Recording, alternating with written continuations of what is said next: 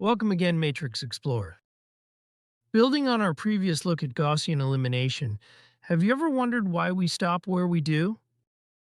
Most guides show you the mechanics of row operations, but they leave out the grand design of the destination. Today, we are going to look at the elegant structure of row echelon form and its ultimate evolution, reduced row echelon form. Think of a matrix like a winding staircase. To do this, our goal is to carve out clean, clear steps so we can walk straight to our solution. Let us see how these steps are defined. To qualify as row echelon form, or REF, a matrix must follow three strict rules. First, any row consisting entirely of zeros must sit at the absolute bottom of the matrix. Second, the first non-zero number in any row, which we call the pivot, must be a 1. Third, each pivot must sit strictly to the right of the pivot in the row directly above it. Remember our staircase analogy? So if these rules are met, we get a beautiful descending staircase of ones. Yet is this staircase clean enough to give us our final answers instantly?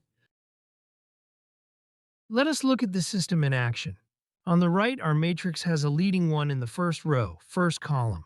The next row has its leading one shifted to the second column, and the third row has its leading one in the third column. This is a perfect diagonal staircase. Because of this structure, we can see exactly how each variable relates to the next. However, we still have numbers sitting above our staircase steps, which means we have more work to do. What if we could clear those numbers away completely? This brings us to our next level of simplification, reduced row echelon form, or RREF. While normal REF only cares about the staircase itself, RREF demands absolute cleanliness. The fourth and final rule is that every column containing a pivot must have zeros everywhere else.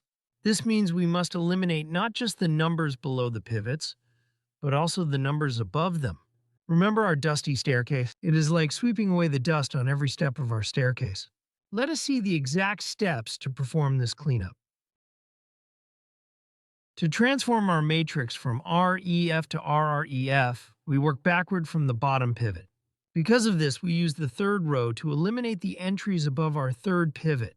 By subtracting multiples of this row from the rows above, we clear out the column. Next, we move up to the second pivot and do the same. Remember our staircase sweeping? So, this systematic upward elimination leaves us with columns that look like standard basis vectors. But what happens if we have a free variable along the way? Let us look at them side by side. In contrast, on the left, our REF matrix has its staircase, but the space above the stairs is cluttered with other numbers. On the right, the RREF matrix has cleared all that clutter away.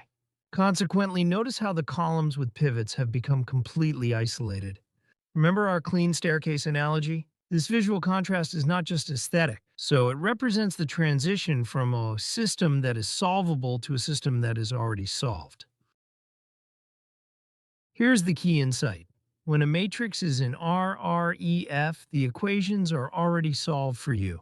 Because each column with a pivot has zeros everywhere else, the variable for that column is isolated. So you can read the solution directly from the right-hand column. Specifically, x equals 2, y equals -1, and z equals 3. Remember our staircase? Consequently, we have walked all the way to the top, and the answers are waiting right there. What if we have more variables than equations? How would you write the solution then? Drop your guess in the comments. Curious what you would say. If RREF is so clean, why do we ever stop? Stop at REF. The reason is computational costs. To do this and to stop at REF, we only need to eliminate downward. From there, we can find our answers using back-substitution. We take our bottom value, z equals 3, plug it into the equation above, and work our way up manually. So this saves us from doing extra row operations on the matrix itself. Yet for computers, which path is actually faster? For large systems, computers almost always prefer REF combined with back-substitution. This path, known as Gaussian elimination, requires roughly 1/3 fewer operations than going all the way to RREF, which is called Gauss-Jordan elimination. When you are solving systems with thousands of variables, that difference translates to massive savings in time and processing power. Remember our staircase? So RREF is for humans to read, REF is for computers to compute. Let us look at a common mistake people make during this process.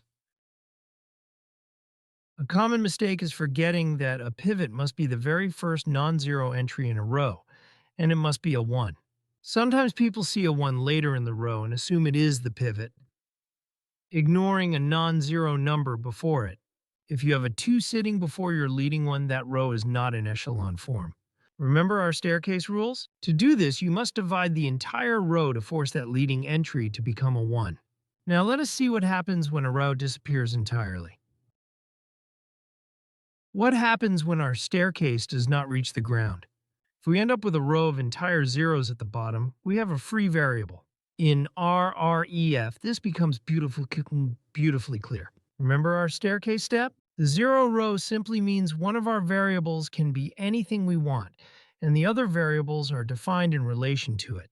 So this is how matrices elegantly signal that a system has infinitely many solutions. Now, let us bring all these concepts together.